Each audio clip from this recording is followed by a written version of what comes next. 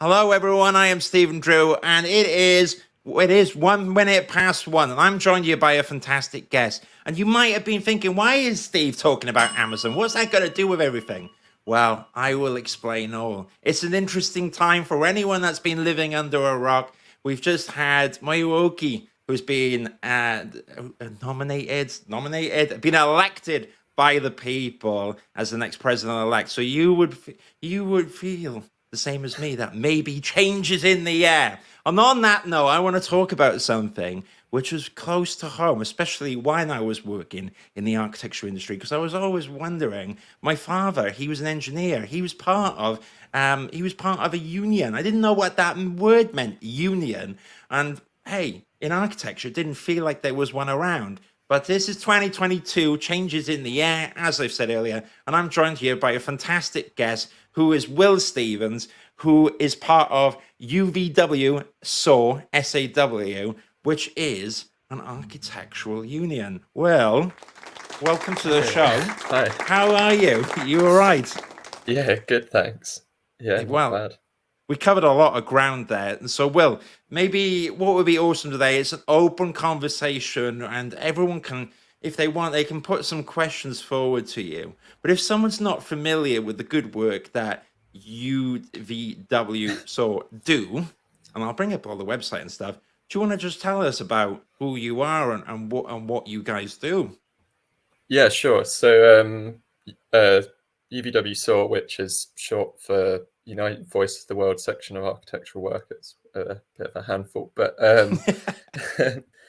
we're a trade union that represent all architectural workers. Well, we hope to support all architectural workers in the UK.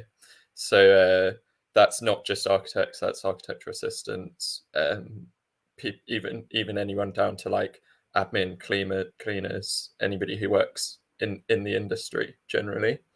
Okay. Yeah, we've been around since September 2019.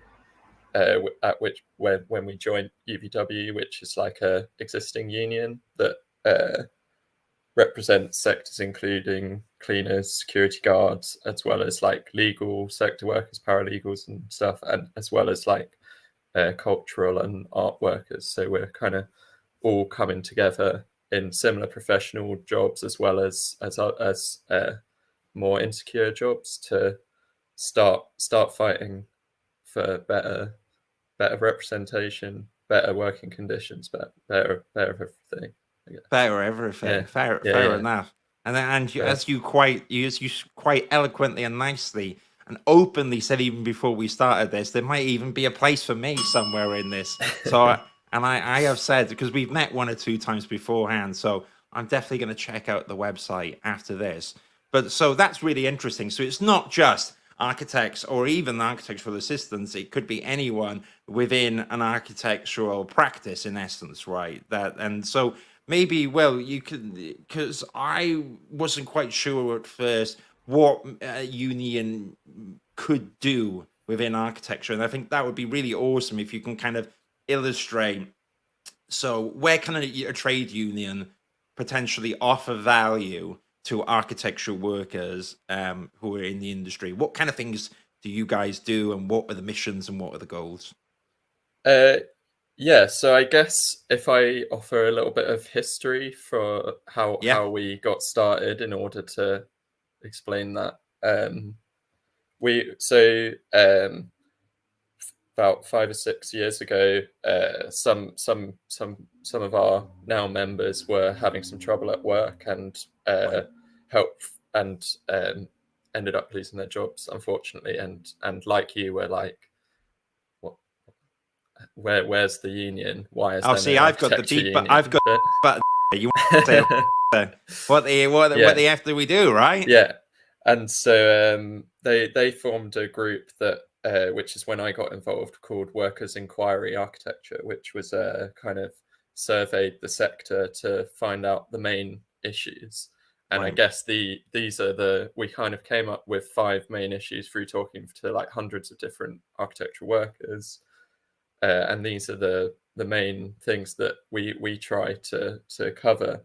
That's overwork, unstable employment, pay, office culture, and ethics. So one of the exciting things about architects, and something that we hope to offer, is that architects really care about like the environment. Well, architectural workers, I guess, but they care about the environment, they care about gentrification, they care about they care about bad design. You're gonna get me banned from LinkedIn. I hope Microsoft aren't watching this. Don't worry, we're all friends here. You be yourself. So, and something that you can see historically with unions is, once you get to a certain sort of strength and density, then you can start fighting for stuff that's not just in your immediate workplace, and you can start fighting for, like, you know, what sort of jobs we work on, and whatever across the industry. I guess recently as well, we're seeing this cost of living crisis. People are under squeeze, and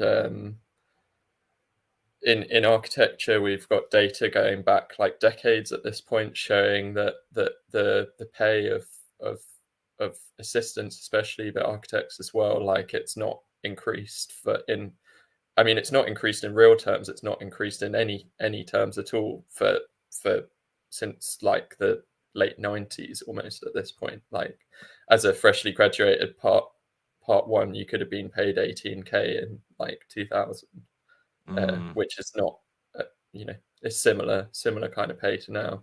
And in real terms, that's like half almost at this point. Oh no, it's I was going to say, well, when I was a part 2 years ago, I had a salary of £30,000, and now I'm showing my age here, but it's like been 12 years since then. Oh gosh, time's going on. But part 2 salaries haven't really gone up much since then, have they?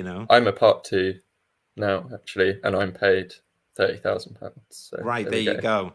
So if you go in a time warp, that's when I remember, I thought, oh wow, I'm on the upper end and stuff. But you're right. I was we were talking just before this, and I was saying that I spent £100 in Asda's. So you're talking about the cost of living, and it's kind of true. It's like, to me, Asda's is the kind of place you normally walk in, you get 7 bags for like £35. It's not quite the case anymore. And you're right, actually. One of the things is, while I don't work in architecture anymore, I haven't worked in architectural recruitment. One of the advantages, I speak to a lot of people, right? And prevalent themes always are long hours in practices. Not always, but in some places as well. And it's quite interesting that in some companies, and it's changed a lot, especially since Future Architects Front have been on the scene, and I've been aware of yourself, but it's this kind of weird feeling, at least to me in architecture, of, oh yeah, that's just the way it is if you work in this place, right?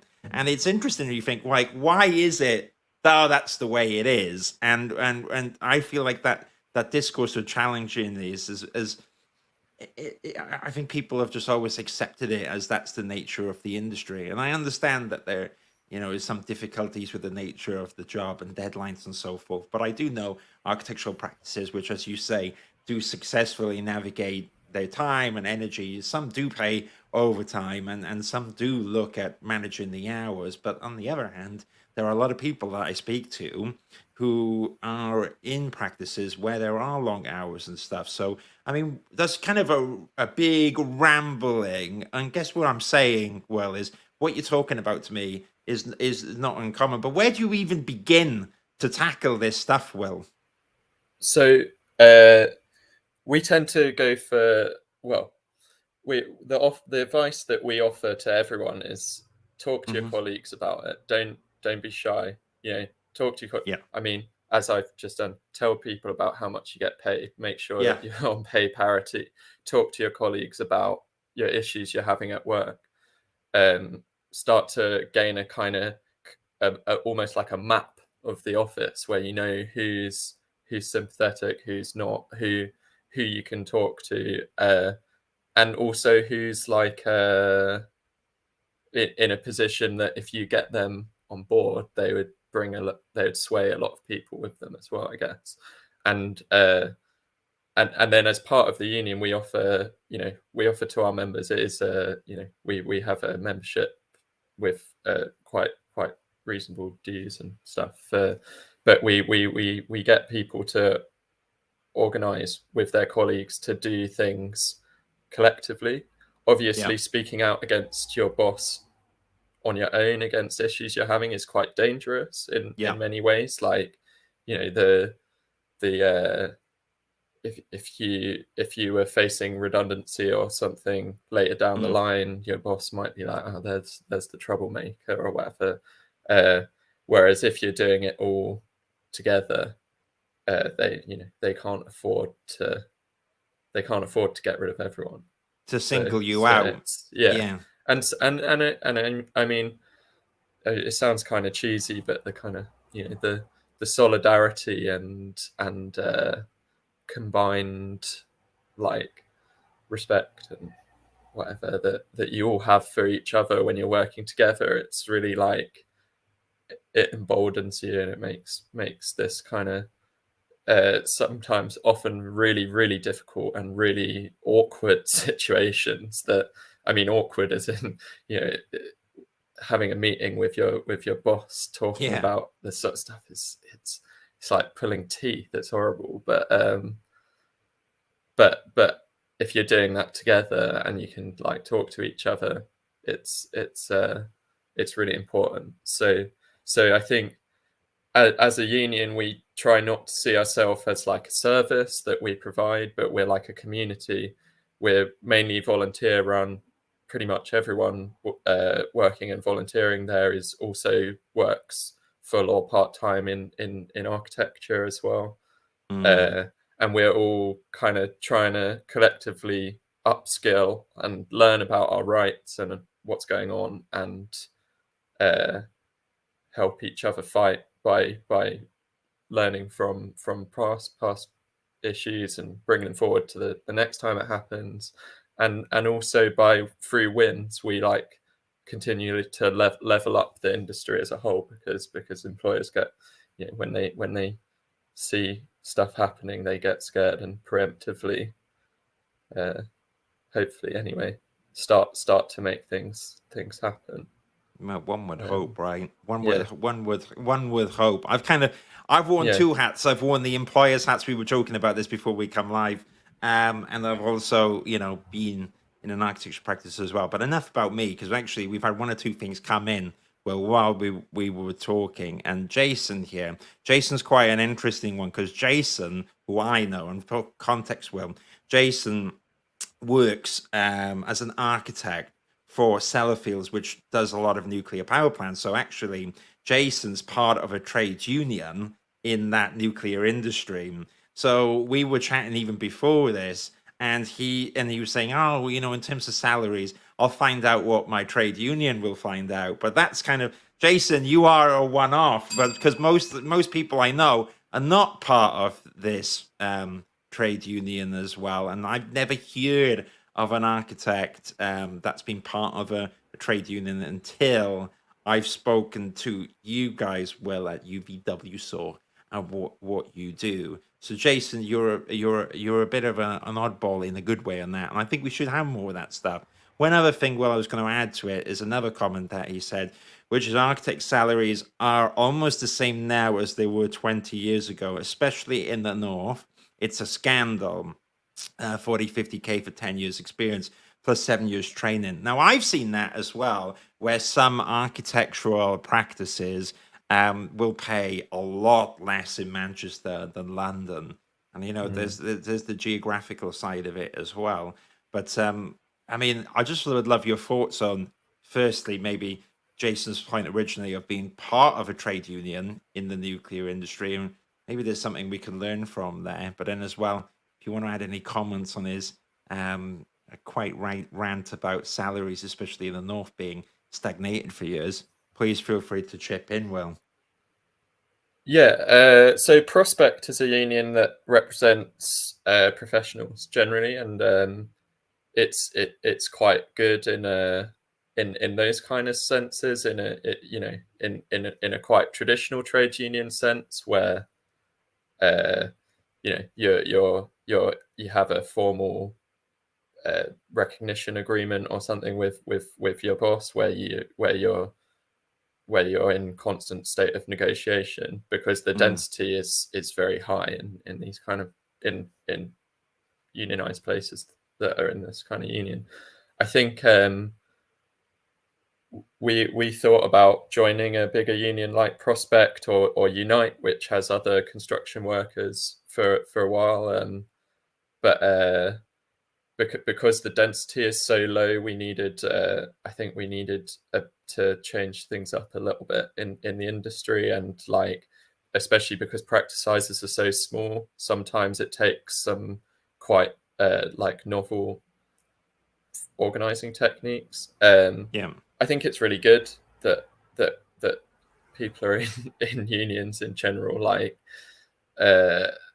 in architecture, we haven't had one since the early 80s, I think, when Oh, really? Well, there was so one before, right? I didn't even yes, know that. so in the 70s, I mean, it only lasted about 5 or 6 years. It Right. was TAS, which was Okay. the technical the T stands for technical. I can't remember the rest of the Technical acronym.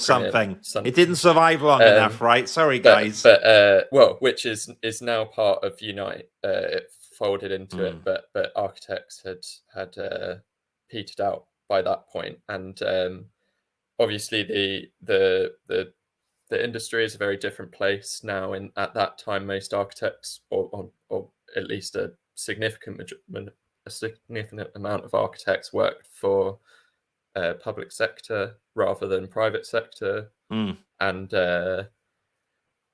yeah, but and I think they had almost 1,000 members, so they were doing quite well. But it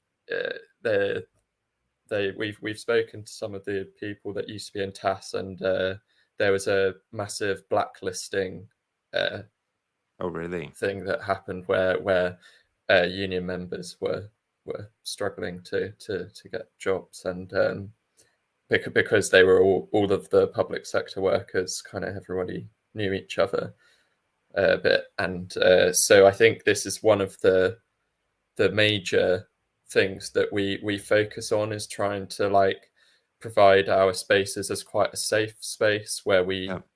we don't, you know, we don't want bosses to know necessarily who's in the union until, or we don't want them coming along to our meetings, that kind of stuff, until workers are ready to, and they Mm. have enough people in their workplace, and they're ready to go, and then we're, yeah, they can go with that.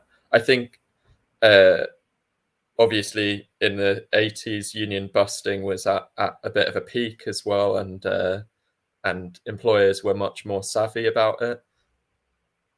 In our experience now, Mm. bosses have no clue what's going on the second that a union steps in, and it's not it's not the same. I don't think the repercussions are going to be anywhere like what they were, and also the wins come very easily.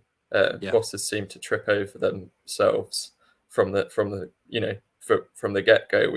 They're doing like illegal redundancies all over the place, where we've Yeah. been supporting our members in taking people to the court tribunal for that, and we've been getting like masses of compensation winnings from that, and then also workers, especially during COVID, we had people that were being told that they had to work in the office even though they could work from home. So we had like Mm. walkouts happening from that, where people just refused to come into work, and straight away the boss was just like, oh, okay, and then they've ended up with like benefits added on top of Good. being able to work from home, because they realized how strong they are when they work together as a collective. Mm. um, and with the cost of living crisis, I think we're starting to see upcoming. Watch this space, I guess. We've got a number of practices that are quite heavily organising now, looking at demanding pay raises at least in line with inflation, Mm. which people are not getting currently. So Absolutely. so you know, alongside the rest of the hot strike summer, as people have been calling it this summer, we might see some architects joining in the coming months as well. Good, it's good. I have been privy to so many illegal redundancies, as you call it, in architecture, that it's almost laughable. So for anyone that's listening here, and I'm not, I don't know HR, and maybe give you a flavor of where I'm coming from, right? If you ever been had a conversation and they go, yeah, okay, we're going to let you go, and that's it. That's actually not the correct way to do it, is it? Well, so the correct way to be made redundant is first they need to tell you that your role is subject. It's under what's the word? It's in danger for due to a certain circumstances that this role is endangered, right? And even then, they're supposed to invite you, allow you to invite someone into that conversation. And that's the one I always see the architectural practices trip up on, is that they don't let you invite anyone to that conversation, which you're supposed to have. And you're supposed to have these all set in the diaries. So I remember, and this was a recruitment company during the pandemic where my job was secure, but I actually was involved with I was leading a team of 5 people, and architectural recruitment kind of died a death in furlough. And we went through this phase within the company where we did redundancies properly. And luckily, all my team survived that, and there was no one that was being made redundant, but they still went through the process, and letters were sent out, and well, and it was telling you that you can bring someone in for it, and it would give you scores of criteria about your performance against other companies. Now, I'm not HR, but what I'm saying is, listen to all that stuff, right? Sometimes I hear of it, like people get fired from a conversation in architecture. Basically, it's written on the back of a fag packet, and they sent on their way with like 1 week's notice when they legally allowed 4 or whatever, and all this crazy stuff. So it kind of feels like to me, as you say, in architecture, it doesn't happen the right way. Now, Will, instead of my mumblings of anecdotal experiences, does that resonate to you? Would you agree that I'm right, as in that there's a set procedure to how redundancies and consulting periods are supposed to happen, which often practices don't even do?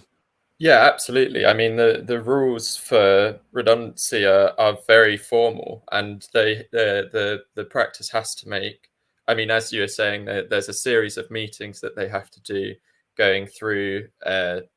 They have to weigh up all of the candidates that could potentially be made redundant, and then give an economic argument for who they're going to make redundant, and also why they're having to make redundancies in the first place. Yeah. And so that could be performance based, as in performance and economics is related, but Yeah. but generally, I mean, it's in most cases where it's done properly, it tends to just be to do with, like, if a project gets dropped, then the team that are working on that project, unfortunately, may be up for redundancy Yeah.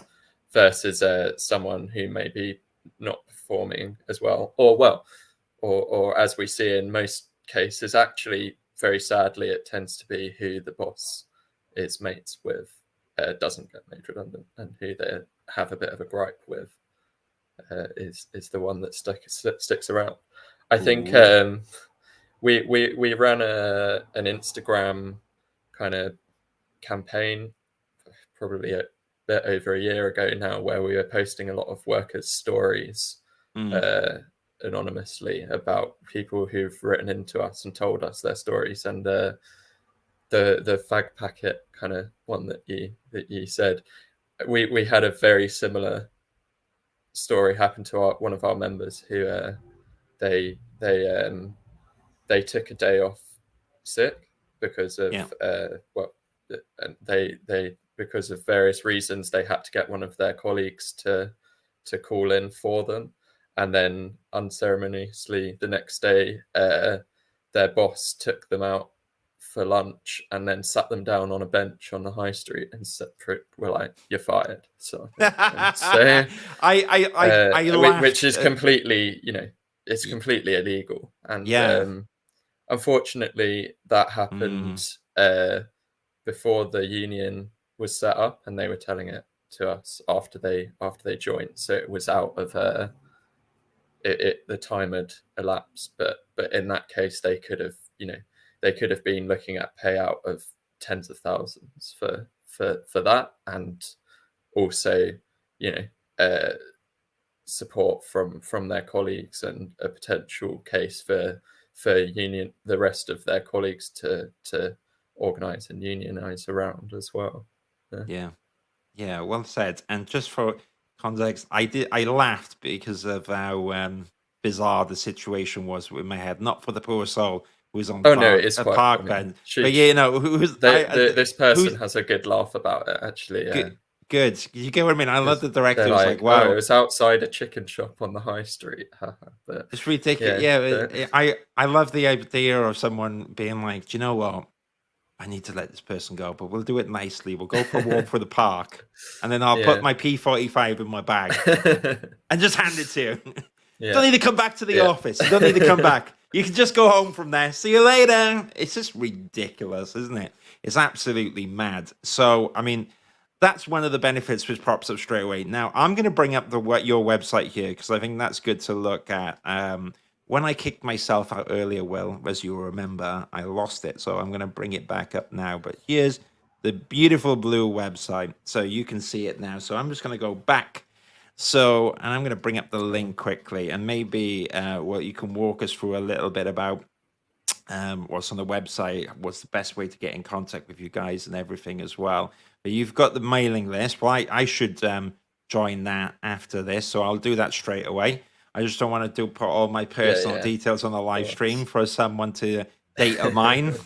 But you've got a bit of context here about who you are, how it works, and everything on the website as well. And I put down the link, haven't I, below, so everyone can have a look at it.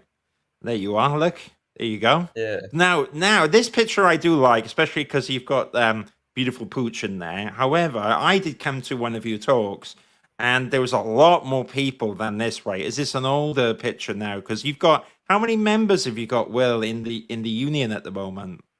I think we're getting up to about 500 now. Wow. So yeah, I mean, this was taken, I think, actually just prior to us our launch event. So this was just the kind of some of the core team. Some of the core team from when it started. But something that's really encouraging actually is that about half the people there are have moved on to other things, but we've really kept up, and the core team is constantly growing, with new people getting involved, and really like talented and dedicated people constantly coming in. And it means that it's quite nice when I was doing my masters, I took about a year out, and people picked up what I was doing, and it's it's encouraging that we can keep this going. I love it. There it is. That's the story I was talking about there. Here we go. Yeah, well, I'll read it out. So while I was listening, Will, but I was distracted in the nicest way by the beautiful punchy blue website and all the graphics here. And we were talking earlier about this campaign, weren't we? End Overwork now. And let's read out this. So one person said, I worked 70 hours per week and with not a single day off for 3 months, ending with me having a panic attack when I was supposed to be working at the office on the weekend. Now, I actually was an intern at a very famous company where the director asked me, and this is when I was like 18, 19 for uni, to work the weekend. And I felt pressured in that environment. I'm not going to say who they are, but it's not uncommon, isn't it? Anyways, so he said, I was supposed to be working at the office on the weekend. A friend had to call in sick for me. 2 days later, I was fired. unceremoniously on a bench outside Greg's. So it was a chicken shop, it was Greg's. Still, though, still on the main road. Yeah, so he's like, Yeah. look, I know this isn't worked out, but I tell you what, let's grab a steak bake. It'll be all right. Don't worry about your bills.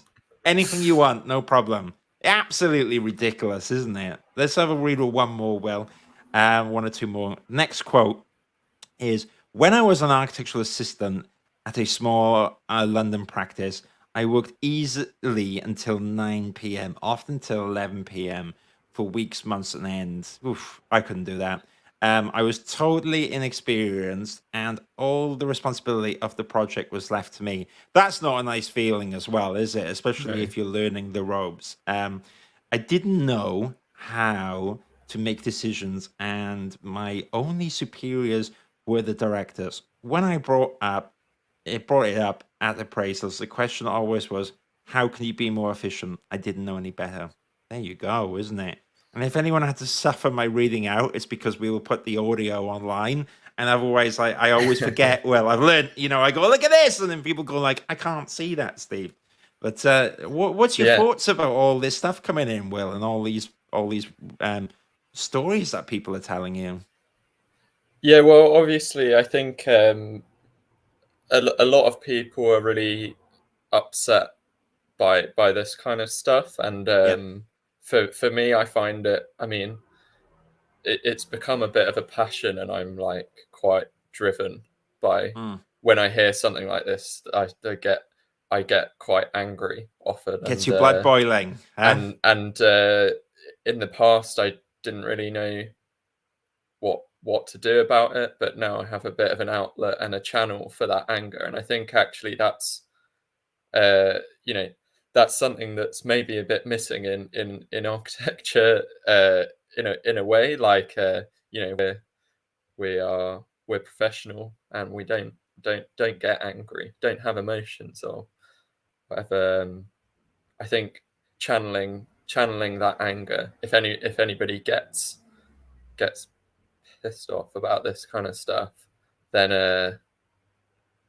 get involved. We have a number of working groups involved in the union, which are casework, collective organisation, campaigns, which is where I have my efforts. So I do the kind of Instagram and this kind of stuff, and then and then just the sort of general running and admin of the union as well, and yeah, sort of getting your colleagues organized, getting involved in the union, helping people do stuff. It's a really good place to channel that anger and channel that frustration into making change. And hopefully, one workplace at a time maybe will change the architecture industry and get it sorted out. And there's a number of, we historically we look at the trade union movement, and like all of the working rights we have today have been fought for and struggled for over hundreds of years of people, and we're finding ourselves in a lull at the moment. And I think that it's at least a major factor in why things seem to be always getting worse at the moment. And it's because people have forgotten how to stand up about it, and we're trying to educate people and get them involved in that. So yeah, please, Nice. If anybody wants to get in touch, either go on our Instagram, which is at UVW-SAW, or join the union as well. Well, there we go. But, Let me bring it up. Actually, I quite enjoy. Our Instagram. Instagram is a lot more up to date than the website seems. Is a kind of only gets updated every Key moments. 6 to 12 months. Well, Probably. as a Yeah. business owner with a website, Yeah. and then I'm the opposite, well, whereas my Instagram right now is tragic, right? Anyone out there, if you feel sorry for me, give me a like on one of my pictures, because it's tragic. Whereas I spend a lot of my time on the website. Sorry, I sympathize. It's hard to do everything at once, and I don't fancy working until 11 o'clock at night and being made redundant on the Gregs. But right now it's just me. So if I make myself redundant on the Gregs, well, it's me getting fed up of all this stuff. But I love the Instagram. You're one of the few people I follow, and Instagram's an interesting platform because you've got a lot of, as the media likes to say at the moment, grassroots movements, which is a strange word, but I think that it's important voices coming out of this medium. And what I do love is that it does get the message out, and between yourself, and I can see that the presence is constantly growing. I think, although I think the extreme example on Instagram of a grassroots movement is all the good stuff that the FAF do as well. And I know that you both help each other out and collaborate and all that stuff. So Yeah, we're very close with Charlie from the FAF, yeah, and he's yeah, and came around at quite a similar time actually, and where we could, because of as I was saying earlier, we have to be a little bit careful and like not be too and you know, we don't want to put anybody in danger. Although, sorry, slight tangent. If you are in the union, you get a protection, as in trade union activity as a protected activity, which means that if you suffered a detriment, is the legal speak. But if anybody, you know, even if someone passed you over for a promotion, anything, not just made redundant or fired or whatever, if you're part of a trade union, you're protected in that, because it's a legal right that all trade unionists have in this country. mm. Sorry, where was I going before that? No, it's all right. We can say what Yeah. say what we like, isn't it? I guess we were just talking about all these important new Yeah, voices kept the FAF. collaborating. Yeah. So yeah, the FAF are great. They're very vocal, and we often see them almost as the kind of like they're almost a front of the union that can who can shout a bit louder and can be a bit more aggressive, because Yeah. because of that because we're a membership organization, we want to protect members, and we also want to represent our members' views as well, because so I'm a democratically elected coordinator that we elect once a year in a meeting, and vote on and that kind of stuff, and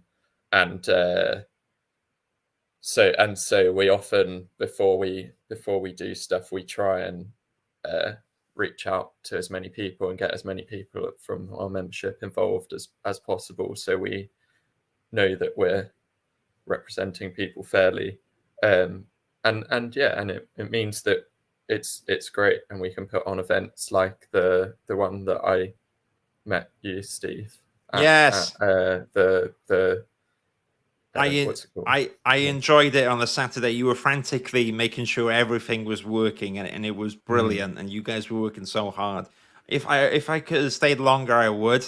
It was a Saturday, and I'm trying to get my work life balance, and my partner, well, would kill me if I spent all day at it. But for the hours that I was there, I absolutely cherished it. Well, I was going to say, Will, with your blessing now, it's probably a last chance saloon. If anyone's got a question to ask Will, feel free to ask us now. Having said that, though, it's probably in tune of what you said, Will, isn't it? If you're thinking, oh gosh, I don't want my name on Steve's Architecture Social live stream asking these questions, then people can get in touch with you, Will, can't they? To it maybe, or if, for instance, they're in a difficult situation themselves, then they can reach out, isn't it? So I'm going to put the website here again. And UVW-SAW, you're on Instagram if you search for, I had it earlier, isn't it? So that I'm going to bring up the handles quickly. So on Twitter, it's at UVW_. SAW on Instagram. If you find, again, UVW_SAW, you can find you guys. You can reach out. You're very reactive, very useful. I mean, we were chatting before this when I sent you to the wrong link to log on today, but we got them. What I was going to say, well, while you're here, because this has been really useful for me. However, sometimes interviews by nature or us talking now, while I think we've organically flown, I know that I've asked a few questions about who, what, where are you guys, so that people can find out and go to your website. But perhaps, is there any questions that you want to ask me on the live stream now? It could be, and I know I never tell you guys. I've had a few people now who started watching these going, I knew you were going to say that. But maybe because in terms of architectural recruitment, I see the employment industry by and large. I see a lot of companies, I see a lot of problems. Is there any questions you'd like to ask me or anything live? Yeah, we were quite involved with Moyo Oki's presidential campaign. Yeah. Seems weird to say that. I feel it's a presidential campaign. Anyway, Yeah, I know.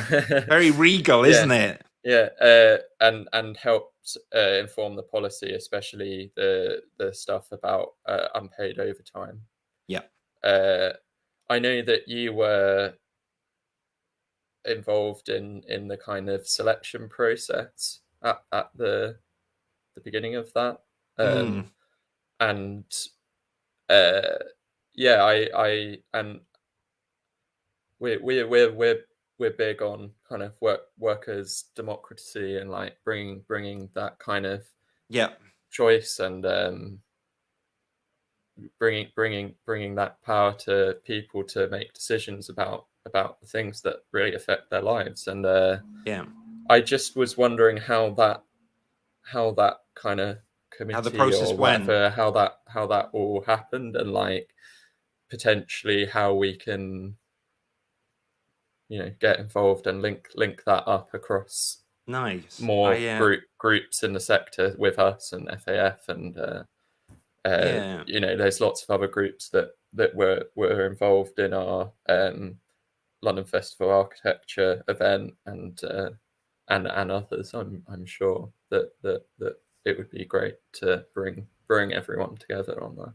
Yeah. So to answer your question, how was it done? Now, Simeon, who I think some people know, Simeon, who was involved in the RIBA before, and he was involved in the campaign. He's since left the RIBA Council, but his wealth of experience was really useful. And so he approached me and Charlie at the start with the idea of this campaign. Now I'm going to be really honest with you, Will. I was more. I believed in the campaign. I felt like we should have it. To me, it's a kind of exciting, right, to challenge the status quo of the RIBA. But in terms of how it was done, that was not me. I can tell you what the process was because I was involved in there, and it was brilliant because it was very democratic. So my role in the Architecture Social is a bit like you on your website. You had Airtables. Basically, I used Typeform, and we used my live stream and my LinkedIn to get people out there, get the message out there to say, look, if anyone wants to run for this architectural worker campaign, then let's go for it. And Oki was one of, I think, 10 people and then it was whittled down to 4 because everyone was welcome, but it was like, this is getting real. And I think a few people who checked their names into the architectural worker campaign to go for it, they started thinking like, oh gosh, this is getting real. Well, it's going to take a lot of my time. And then they started withdrawing respectfully, and that was fine. And then we did a live stream, 2 live streams, and around that people could vote. They could vote for who they wanted, and I think it was something like, if people viewed the live stream and tuned in, which was our hustings, then they could cast their vote. They could also, if they were part of the campaign, they could do a vote and something else. It was really thought out, right? Really, really thought out. I'm probably butchering the actual process, but you can look online. You can look backwards because we had it all there of how it worked, and everyone had a vote, and Oki won that vote. So he was the one that the campaign supported, and I had my live stream on. We had like 6 people on here, and it was and I'll be really honest, it was one of these days where it was scheduled at like 3 o'clock or whatever, but I'd been out with a client all day down the pub, right? So I was like borderline on my way. I was really like,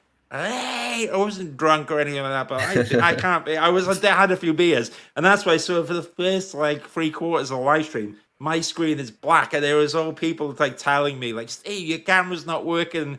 But of course, I didn't read that, and I was like, "The show's got to go on." I couldn't get out of my meeting and all this stuff. So it was a fantastic car crash in the bestest way, but it was really enjoyable. And I think what people enjoyed about the process was that it was very transparent. That's what I've learned. It wasn't perfect, but I think that has a charm to it as well, you know, because I think Yeah, the official absolutely. hustings by the ROBA, there was a lot of people. I didn't go to them, so I can't comment, but a lot of people were thinking, you know, it was hard to get into, it was hard to ask questions, and so what I learned for the process is by welcoming everyone that it worked. So hopefully that answers well. But it was Simeon who actually approached a few people at the start. So if anyone's the mastermind behind it, it was him, in my opinion. So I can't claim that it was my campaign or idea or anything. But collaboration was key. And to me, and this is just my terrible wording, but I think because you know me and hopefully the audience knows me, is that I felt like it was an awesome reverse Brexit or reverse Trump, as in like they're both awful things that happened in my opinion, but everyone was shocked, like, oh, it will never happen, and then it did. And I think this campaign was a similar vein of people going, oh, that would be nice, but I don't think it will happen. It will go to the typical RIBA president candidate that's normally happened before, Will. And actually, we had something awesome that comes out of it. So, do you get what I mean? Reverse Brexit is probably, well, you know, maybe, yeah. sort of, right? Yeah, Brexit bad. certainly. Okay, good. But I don't think people expected it to happen, and now it has happened. Where I think it's awesome, especially with what you guys and stuff. Why is it not possible to have like a trade union in architecture? And I think a lot of people have written it off as impossible before, but it is. I mean, you are a trade union; it is there. But I'm talking about how can it become commonplace? And I think you guys are, you know, trailblazing in an awesome way there. And hopefully, I think Well, now's we'll a good see time. in a few years' time. Yeah, we'll We'll look see. back and go, how did we do without this? I don't know. Maybe I think I'm a bit so. optimistic, but I think the we're on the cusp really of making some real change. It feels like even this summer, like the past few months, things are really moving quite quickly, and that's I mean, I that was a good anecdote you just told. It sounds sort of similar to our kind of origin when there was about 10 of us in a room, like names in a hat, like what are we going to do, which union should we join, sort of thing. And I think we had all had a beer as well beforehand, so Sometimes it's the kind of, sometimes it helps. I yeah, mean, everyone else or in maybe it there. was after actually, but Yeah, but I think everyone else was sober, and I was fairly yeah. open with everyone. I was like, I can't get out of this meeting. I will make sure I'm on time, but that's it. But sometimes the show goes on, and look, it's all easy on hindsight. But I think what I learned from that is that there was moments where being involved in that campaign was tough, and you know, sometimes I felt under scrutiny. I had to be very careful, you know, the lines I do. You know, we talked about before. I run my own building a business, but at the same time, I was doing this, which I felt it was important. And I think we all have to slightly go out of our comfort zone to go to the next step. But anyways, I think that's a really good, nice end note to leave this on. If you want to explore UVW-SAW, I'm going to put the link up one last time. Well, you've been an absolute star. You can drop Will a message, but the wider team as well. You know, there was that beautiful picture earlier of all you guys in the office and the pooch. You know, what's the pooch's name? Do you know, by the way? Chili. All right. So if you want to message Will or message Chili, I don't know how much Chili knows about architecture, but I'm sure Chili's owner knows a lot. Then do that. Last thing, well, where can they get you again? What's the quickest way to get hold of UVW-SAW? On the Instagram is Instagram. probably the best place, but equally, if you sign up, and I think on our website as well, we have a form that you can fill in. So if you have an urgent workplace issue, even if you're not a member, we'll take a look at it probably as well. Although join please. Oh yeah, there it is. It's on our Instagram and it's on our website as well. That form I love it on there as well, and it just asks a few questions so that we can get a caseworker to chat to you about your employment issues straight away. Brilliant. Well. Thank you so much, Will. I'm going to give you a clap there. We didn't have chance because I was so involved in the chat. I had no chance to put any of my memes in there, but we will do for next time. We may as well leave it on a note with David Brent doing the dance. Thank you so much, Will. You're a legend. I'm going to end the live stream now. Thank you to everyone in the audience. We will have another show coming soon, I'm sure. I've been developing and experimenting with AI art and architecture, so I'm going to try and get a show for us on that. Tell me as well what you would like to hear from in the next upcoming episodes, and if we can do it, if we can talk about it, and it doesn't break any LinkedIn or YouTube policies, then I'm all for it. Nothing is out of bounds. Thank you so much. I'm going to end it here. Take care, everyone. Bye-bye now. Bye, everyone.